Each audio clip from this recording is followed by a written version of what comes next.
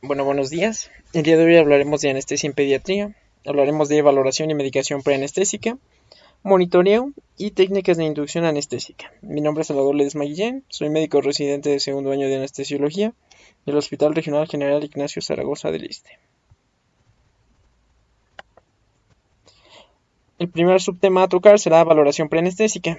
Entonces, hablando un poquito de esto, sabemos que como tal, la entrevista preanestésica o nuestra valoración preanestésica tiene por finalidad la correcta evaluación del paciente quirúrgico, obviamente desde el punto de vista clínico, de sus parámetros de laboratorio y psicológicos, obviamente todo esto previo a una cirugía y cuya finalidad es la preparación al acto quirúrgico y de la prevención de las posibles complicaciones o dificultades que se puedan presentar durante la aplicación de nuestra anestesia.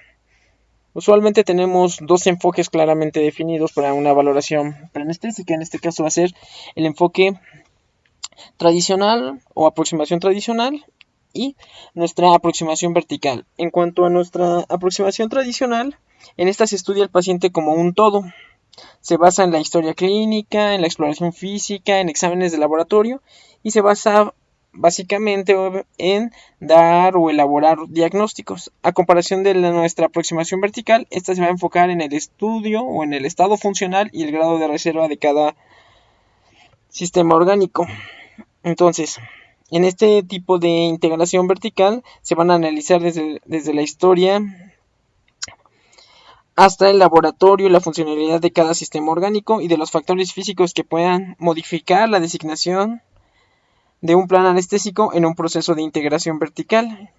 Entonces, teniendo estas dos, que es un complemento una de la otra. Entonces, mientras que la primera se basa más en la historia clínica, en la exploración física, en la segunda se trata de enfocarnos más al estado funcional de los órganos y los cuales nos pueden generar alguna complicación o que creemos que pueden ser de suma importancia durante el procedimiento anestésico. Como sabemos, los anestesiólogos deberíamos pensar en términos de estrategia y tácticas para cada tipo de anestesia, ya que cada paciente es diferente, entonces no podemos tener una receta común para cada paciente. Entonces tenemos que hacer una valoración preanestésica enfocada en cada uno de nuestros pacientes y valorando cuál es lo que creemos que será lo más importante en ese paciente. ¿Cuáles son los fines de nuestra entrevista? Bueno, lo vamos a dividir en 7 puntos importantes, que va a ser plantear las metas a alcanzar. Segundo, definir los principales problemas clínicos que vamos a encontrar o quirúrgicos que se tengan que resolver o que sean necesarios resolver durante el procedimiento. 3. Analizar la situación desde los distintos puntos de vista y las eventualidades que pueden ocurrir durante el procedimiento. 4. Ponderar las posibilidades diagnósticas y terapéuticas que se van a utilizar. 5. Examinar las posibilidades al alcance para modificar las distintas situaciones. Obviamente hay ciertas situaciones que no se pueden modificar, pero las que se puedan modificar y todo sea con el o para el beneficio de nuestro paciente lo tenemos que hacer. 6. Revelar las metas a alcanzar, las cuales ya teníamos previamente definidas. Y 7. Repasar toda la secuencia de estrategias elaboradas que vamos a tener nosotros para con nuestro paciente. Ahora, datos más relevantes a hablar en el paciente pediátrico en este caso, bueno, lo vamos a dividir igualmente en 7 puntos, que va a ser básicamente edad, los datos personales de nuestro paciente, los datos antropométricos como puede ser la talla, el peso, básicamente, si cuenta con una vacunación completa. 2. Antecedentes perinatales de importancia que tenga o que nos puedan aportar los padres para nuestro paciente. Antecedentes patológicos no relacionados con la patología actual, digas infecciones respiratorias, alergias, fiebre, anemia, diarreas, etcétera, etcétera, convulsiones, que es lo que siempre preguntamos, asma, quirúrgicos, etcétera. Si se encuentra algún órgano afectado y ver cuál es la afectación de este órgano, ingesta de alimentos o los hábitos alimenticios y la ingesta de medicamentos. Como tal, ya previamente habíamos visto que si tiene alguna otra enfermedad, saber cuál tiene y saber si está tratada y saber qué medicamentos son los que está utilizando. Y también, obviamente, las experiencias quirúrgicas previas, así como anestesias. En estas tablitas podemos observar cuál sería el peso aproximado de un recién nacido a término y cómo podemos calcularlo, y la longitud aproximada de un recién nacido de 0 a 2 años, de 2 a 12 años aproximadamente. Ahora, en cuanto a nuestro examen físico, pues bueno, vamos a revisar diversas cosas. Igual lo vamos a definir en 7 puntos, como lo menciona, y va a ser el tipo de respiración. Dígase si tiene malformaciones anatómicas, se le tiene que hacer auscultación de campos pulmonares. Número 2, tono de voz o llanto, su estado dental, ya que esto pues, puede dificultar nuestra ventilación o nuestra intubación. Número 3, evaluación cardiológica, tensión arterial, frecuencia cardíaca, saber si nuestro paciente tiene presencia de arritmias o soplos, si tiene cianosis o disnea, estar enterado de este tipo de padecimientos. En dado caso de estar que nuestro paciente presente esto y no tenga alguna valoración por cardiología, es importante mencionar que se le tiene que hacer una valoración por cardiología para estar seguro de nuestro procedimiento anestésico. Número 4, semiología abdominal, lo que ya sabemos, distensión abdominal, movimientos peristálticos, etcétera, etcétera. La temperatura corporal es importante, nos estaría hablando probablemente de un tipo de infección, aproximadamente, pero es importante saber la temperatura.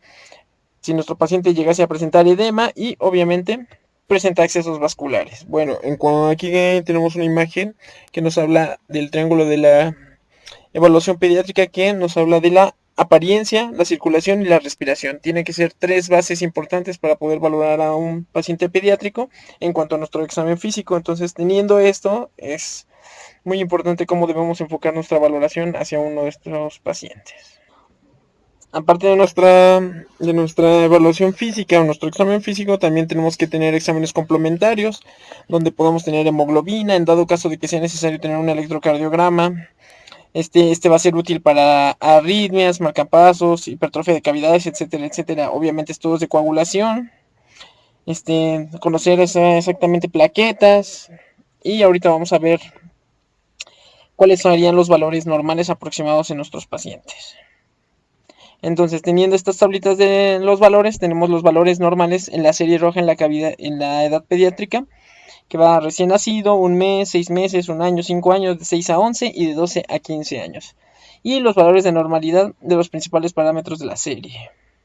En cuanto a leucocitos, neutrófilos, linfocitos, hemoglobina, hematocrito, volumen corpuscular medio, etcétera, etcétera, etcétera. Aquí estamos complementando los demás laboratorios con los tiempos de protrombina, los tiempos de tromboplastina activada y el fibrinógeno que vamos a tener en nuestras diferentes edades. Y también tenemos aquí los electrolitos séricos que podríamos estar esperando que serían normales en un recién nacido, en un paciente menor de 2 años y en un paciente de 2 a 15 años. Entonces, para tener una amplia visión de los estudios de laboratorios que estaríamos esperando en nuestros pacientes dependiendo de su edad. Como ya habíamos también comentado, pues los exámenes complementarios, en este caso, podemos utilizar radiografía de tórax. Obviamente esta sería útil en cardiopatías congénitas, neumopatías agudas y crónicas. Pedir la CPK, que nos indicaría algún tipo de lesión o estrés en corazón, cerebro, músculo esquelético. Sabemos que los valores van a ser de 5 a 120 unidades. Y en dado caso de que sea necesario, pues un examen funcional respiratorio, siempre y cuando se tenga una patología asociada a esto, también se puede pedir este tipo de estudio. Otra cosa importante a valorar sería la valoración de la vía aérea. Entonces, en cuanto a su anamnesis y exploración, pues vamos a interrogar los datos de alteraciones en la vía aérea, como ya habíamos mencionado previamente: infecciones, traumatismo, radiaciones, alteraciones anatómicas, tos, ronquidos, apnea del sueño. Esto, como también ya se había mencionado previamente, pues es importante para nuestra ventilación o para nuestra intubación. Entonces, como ya comentamos, no solamente es el valorar por valorar, sino es hacer una estrategia y estar preparado ante cualquier eventualidad que se pueda tener. De ahí la importancia de la valoración de la vía aérea, incluso en un paciente pediátrico. Obviamente, practicar el examen físico en el paciente sentado, de frente, con boca abierta y cerrada, para hacer la valoración correcta de la vía aérea. Datos útiles que nos alertarían de una intubación difícil, esto ya lo hemos visto anteriormente: cuello corto, obesidad, prognatismo, retrognatismo, limitación de la apertura oral menor a 35 milímetros, implantación baja de las orejas, y aquí dejo las escalas de Malampati y de Patiri-Andretti solamente como recordatorio de estas.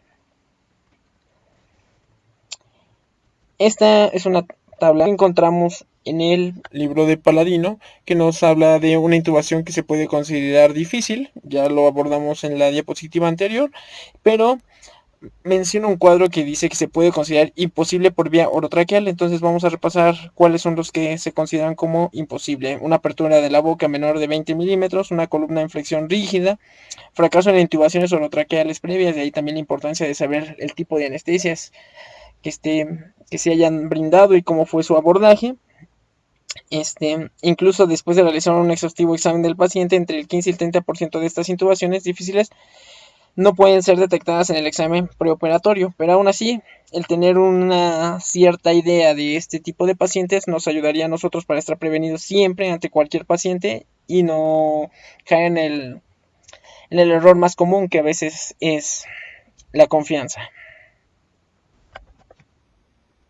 Otro dato importante a mencionar es el ayuno. Entonces vamos a poder clasificar los diferentes líquidos. Vamos a tenerlos como líquidos no claros, como leche de vaca, leche de soya, productos lácteos, formulaciones infantiles para alimentación y todos los jugos que incluyan pulpa de fruta en su producción. Leche materna, que es un líquido corporal dinámico, y líquidos claros: agua potable, jugo de manzana, bebidas a base de jugos y gelatinas de agua, caldo claro y helados de agua, etcétera, etcétera, etcétera. Entonces aquí vamos a tener a la edad y cuáles serían las horas requeridas de ayuno dependiendo. Entonces, recién nacido, un lactante, primera infancia, segunda infancia, pero solamente para sólidos, leche no materna, y para líquidos claros y leche materna en cada uno de nosotros, según esto en el hospital de Garrahan en Buenos Aires, Argentina.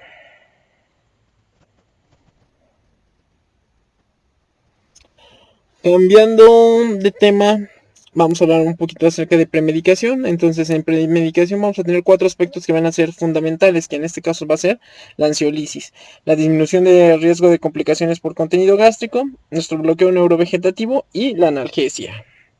Entonces, en cuanto a la ansiolisis, vamos a poder utilizar midazolam. Usualmente se utiliza midazolam. Bueno, el hecho de que las benzodiazepinas han desplazado a la mayoría de los medicamentos como ansiolíticos en los pacientes pediátricos nos haría pensar que el midazolam es uno de los mejores medicamentos que se tiene que utilizar o que se utiliza actualmente. Aquí vamos a tener una tablita con nuestras dosis medias en miligramos por kilogramo, y dependiendo la vía de administración, en este caso oral, nasal, intramuscular y endovenosa. Entonces, el comienzo de la acción de cada uno de ellos, su efecto máximo en cuanto a minutos y su duración en minutos aproximadamente.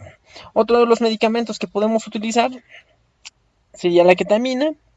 Aquí vamos a tener las dosis IV y vía oral aproximado y su inicio o su tiempo de inicio, que sería de 1 a 2 minutos, IV y vía oral de 10 a 15 minutos aproximadamente.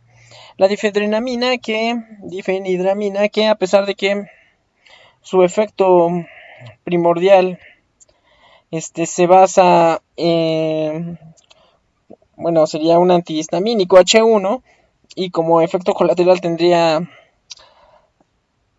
su efecto ansiolítico, no es el primordial o el que se tiende a utilizar usualmente, pero se ha logrado ver que tiene efectos similares, pero no es lo primordial que se utiliza en este tipo de pacientes.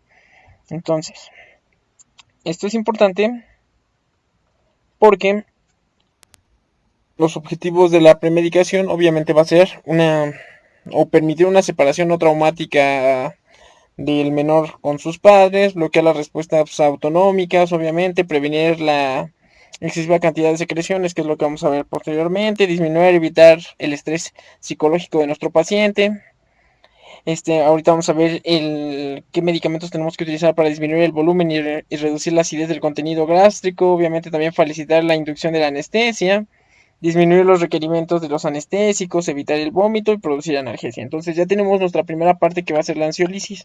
Nuestra segunda parte será disminuir o la disminución de las complicaciones por contenido gástrico. En este caso, aplicar citrato de sodio a dosis vía oral de 0.5 de 15 a 30 minutos antes de la inducción. Ranitidina ya es un medicamento que actualmente ya no utilizamos, pero se utilizaba antes de 1 miligramo por kilogramo, 30 minutos antes. Omeprazol de 0.4 a 0.8 miligramos por kilo y metoclopramina a 0.15 miligramos por kilogramo IV 30 minutos antes. Esto, como ya habíamos mencionado, disminución de las complicaciones por contenido gástrico. Bloqueo neurovegetativo. Entonces aquí a la mayoría de los pacientes pediátricos, muchos anestesiólogos tienden a aplicar atropina antes de iniciar un procedimiento. Entonces en este caso lo pueden utilizar de 10 a 20 microgramos kilo IV. Tiene un inicio de 30 a 60 segundos con duración de 45 a 60 minutos. Y también se puede utilizar el clicopirrolato a 0.1 de 0.1 a 0.2 miligramos kilo IV. En cuanto a la analgesia, pues se puede utilizar el medicamento analgésico que más se adecue al tipo de cirugía que tengamos o incluso a nuestro paciente en dado caso de que sea alérgico. Entonces tenemos que ser muy selectivos cuál es el tipo de medicamento analgésico que tenemos que utilizar de los diversos que tenemos.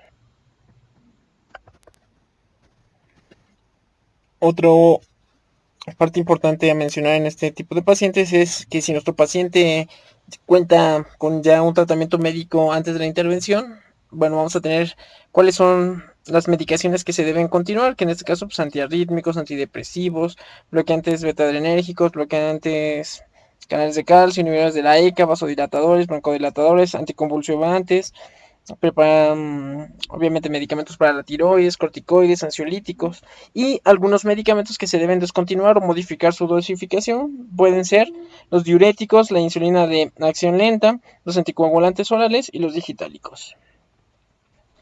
Pacientes que tenemos con tratamiento con esteroides, vamos a ser muy... Hemos dicho pacientes que en tratamiento con esteroides, lo que se puede generar en este tipo de pacientes es insuficiencia suprarrenal asociada al retiro de los corticoides preoperatorios. Entonces, si nuestro paciente ya maneja el uso de corticoides, nosotros tenemos que complementar sus dosis. Obviamente la mayoría de las veces podemos utilizar hidrocortisona, pero tenemos esteroides de acción corta, de acción intermedia y de acción larga que nos pueden servir. En este caso, pues la hidrocortisona, la prednisona, metilprednisolona, metametasona, la dexametasona y su potencia relativa. Es importante también mencionar que también funcionan como retenedores de sodio, de importancia también para ver en los laboratorios, y cuáles serían las dosis equivalentes y la potencia relativa entre la hidrocortisona, por ejemplo, con la betametasona, y cuáles serían las dosis para poder corregir a nuestro paciente en el transoperatorio. Continuando con el tema de técnicas de inducción, vamos a hablar primero de la inducción inhalatoria. Bueno, esta se considera como la forma de inducción más común en los niños. Usualmente esta inducción, la inducción inhalatoria va a ser con ventilación espontánea y va a ofrecer las mayores ventajas en los niños con una vía aérea difícil, como ya comentamos atrás, cómo valorarla y qué es lo que podemos esperar. Esta técnica nos va a permitir colocar obviamente accesos venosos y realizar la intubación en condiciones controladas en los pacientes. Ahora, para que esta técnica sea segura y exitosa, se van a requerir algún tiempo para poderla realizar. No solamente es poner la mascarilla, abrir el gas y en cualquier momento el paciente entra en esta inducción. Entonces tenemos que ser cuidadosos, tener un tiempo y ser precavidos en esto. Entonces, se debe adecuar los aumentos de las concentraciones de los halogenados de 0.5 en el caso del alotano y de 1% de cefalofurano cada 5 a 10 ventilaciones. Y se debe acercar lentamente la mascarilla facial hacia la cara hasta producir un sello hermético. Esto, pues obviamente, purgando previamente el circuito con óxido nitroso y oxígeno. Posteriormente se inducirá el halogenado a su máxima concentración en el caso del sevoflurane, que va a ser al 8%. Y aquí podemos ver nuestros agentes inhalatorios, su CAM y la edad que pueden tener nuestros pacientes. Entonces, en dado caso, o el más utilizado o lo que más utilizamos nosotros en un recién nacido sería el sevoflurane, lo vamos a tener a 2.9. En cuanto a lactantes de 1 a 6 meses a 3.10 y niños de 3 a 5 años con un CAM de 2.5. Entonces esta técnica usualmente es atraumática y le evita al niño la ansiedad del ambiente y el extraño del quirófano. Es una técnica hasta cierto punto segura y la más utilizada obviamente. Entonces cuando el niño no se puede acostar o insiste en estar sentado, se puede realizar una técnica de inducción con el niño sentado con su espalda apoyada en el pecho del anestesiólogo, ajustando bien la mascarilla, creando el sello hermético para que él pueda respirar voluntariamente y poco a poco pueda realizarse esta inducción. Entonces aquí vamos a tener algunas ventajas y desventajas de nuestros gases. En este caso pues ya no utilizamos tanto alotano. En nuestro hospital solamente utilizamos desflurano.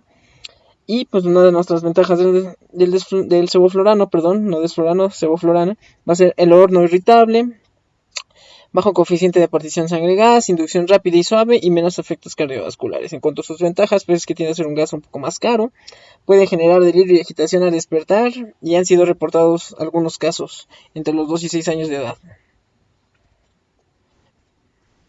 En cuanto a la inducción venosa, pues está usualmente reservada para niños ya un poquito más grandes, aquellos que son portadores ya de un catéter endovenoso o una venoclisis, etcétera, etcétera, pacientes con inestabilidad hemodinámica y aquellos que requieran una inducción de secuencia rápida. Debe ser evitada en aquellos con probable intubación difícil, debido a lo que ya comentamos anteriormente, y en todos los casos se debe respetarse los tiempos de latencia de los relajantes musculares y de los opioides. En cuanto a nuestros medicamentos, pues tenemos que podemos utilizar el Propofol, es el más utilizado aproximadamente, con rangos de dosis de 4 a 6 miligramos por kilo en niños no premedicados. Si se requieren dosis y en pacientes no premedicados se van a requerir dosis mayores. Tiene una baja incidencia de problemas respiratorios asociados a la inducción. En cuanto al tiopental, dosis en niños no premedicados va a ser de 5 a 8 miligramos kilo. Neonatos requieren dosis menores de 3 a 4 miligramos por kilogramo. En cuanto a la ketamina, vamos a utilizarla o se puede utilizar a dosis de 2 miligramos por kilogramo. En cuanto al midazolam, nuestra dosis de inducción va a ser de 0.6 a 1 miligramo kilogramo.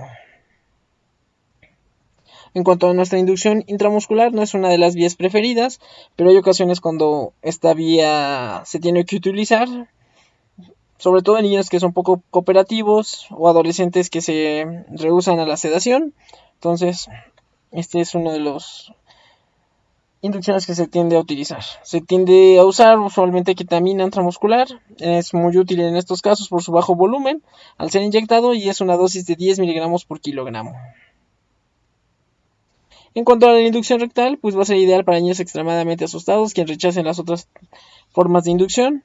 No va a estar recomendado obviamente para niños con un peso mayor a 20 kilogramos por nuestro tipo de medicamento que se va a aplicar rectal, y en este caso puede usar metoxidil, tiopental y midazolam, los cuales han sido estudiados para este tipo de pacientes. En cuanto al tiopental, va a ser de 30 a 40 miligramos por kilo, el metoxidil de 20 a 25 miligramos kilo y el midazolam de 1 miligramo kilo, y también tenemos la ketamina que puede usarse a 5 miligramos por kilogramo.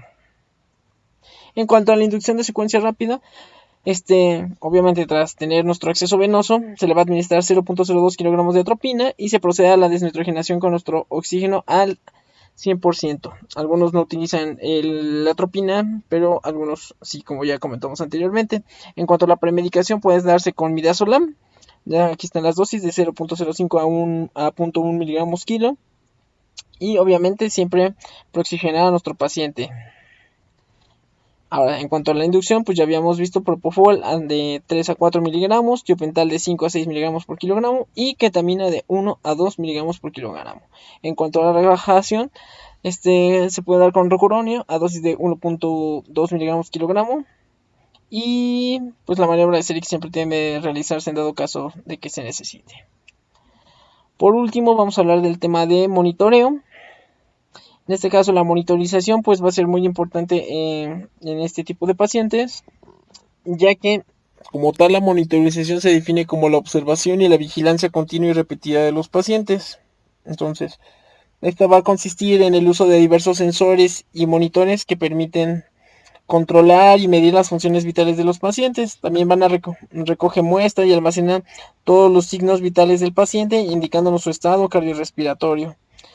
Y complementa la función del personal sanitario, obviamente sin sustituirla. El hecho de tenerla no quiere decir que uno puede estar fuera, que uno no ponga atención. El hecho de que nuestro monitor esté prendido no hace nuestra función o no cumple totalmente nuestra función.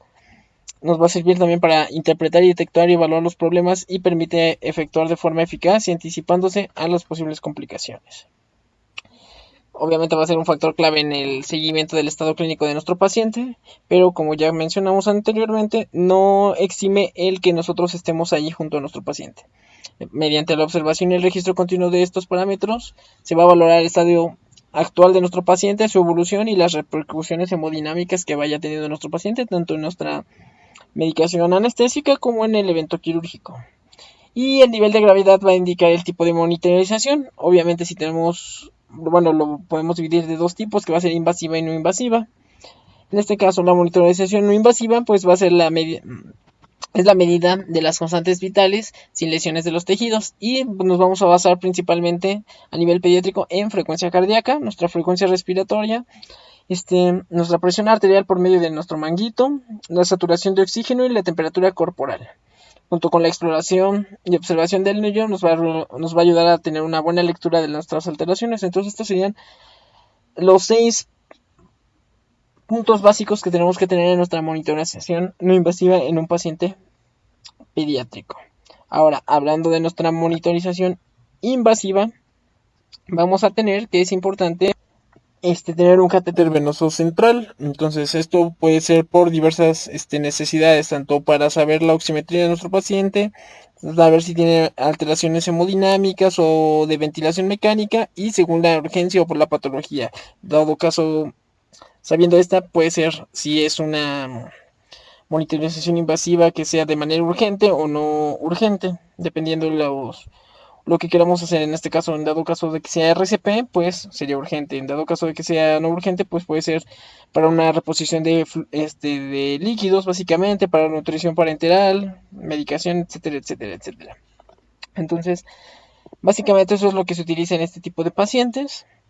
En cuanto a la monitorización invasiva y no invasiva, obviamente vamos a tener diferentes tipos de catéteres que se pueden colocar, pero estamos hablando de lo más común.